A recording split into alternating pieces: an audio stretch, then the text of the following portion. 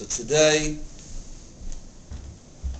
is the 18th day of Iyar, also known as the 33rd day of the Omer. It is the birthday as well as the Yom HaShanah, the Yortzeit, of the great sage of the Mishnah, Rabbi Shimon Bar Yochai. And today, as well as last night, over 100,000 people crammed into one of the smallest areas in terms of physical size that has a holy site in Israel in order to pay homage to Rabbi Shimon Bar Yochai.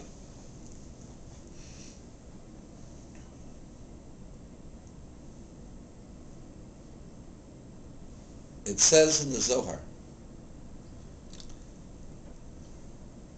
when the Torah says, you should come and see the face of the Lord your God, the Zohar says, Man pnei ha'odin, who is the face of the Master? Do Rabbi Shimon Bar Yochai, that refers to Rabbi Shimon Bar Yochai. Very, very strange statement. How could the face of God be the face of a man? And the answer, the conclusion that we have, troubles some people who have websites attacking those that study the inward teachings of the Kabbalah, especially as they are communicated by Hasidus. And the answer to this is that God created patterns. God created a communication pattern called the 10 spheres. And everything in the world correlates to that pattern. God communicates to us vis-a-vis 7 names, 7 holy names. Some people say 10 holy names. Those are also patterns of relationship. As God says to Moses in the Medrash, you want my name? Kifi maisai ani nikra, according to my actions, I am called. And when God shows compassion, when God runs the world with Rachmanis and with truth, God is called by his holy name. And every act that we do connects us to one of the facets of God or one of the holy names of God. The purpose of the Torah, as the Zohar says, the entire Torah are the names of God. Every element of Torah is a name of God. Abraham is the name of God. Isaac is the name of God. Guess what? Bilam, with his donkey, is the name of God. Everything expresses God in one way or another. There is nothing in the world that does not express God. The difference between holy objects and unholy objects is the fact that in holy objects, the presence of God can be sensed and felt. They are vessels. They are channels for the transmission of the awareness of God. Because every object that exists in the world comes from not just God, comes from godliness, from aspects of God that God has put into motion. We all reflect realities of God. And when there is a person who is so connected to God's Torah and is so connected that every aspect of his or her life parallels the desire and the will of God, then God's presence shines through that person, and that we can feel the presence of God when we are in the presence of that person.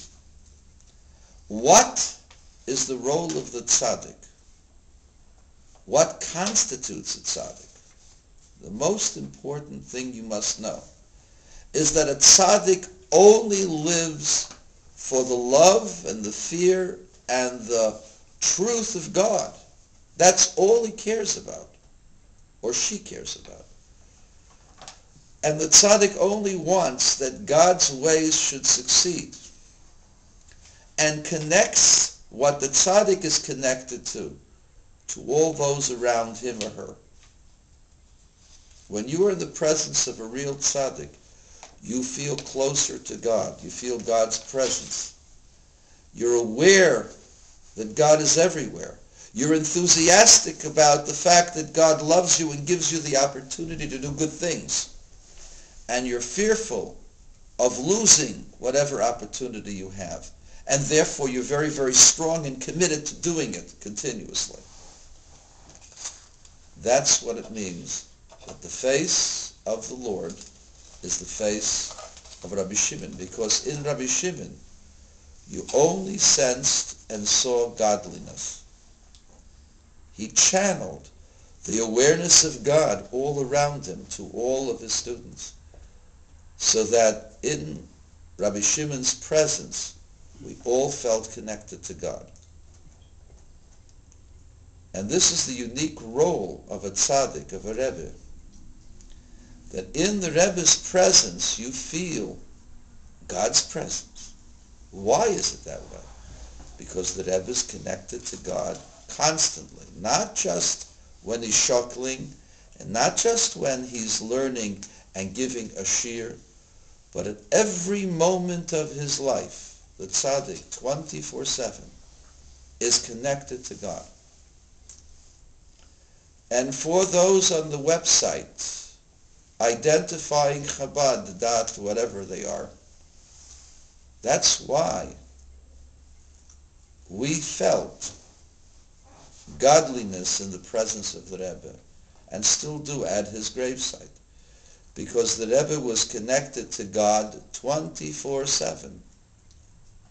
There was never a man that I saw in the last half century that was always there for you, always there for the sake of his Creator.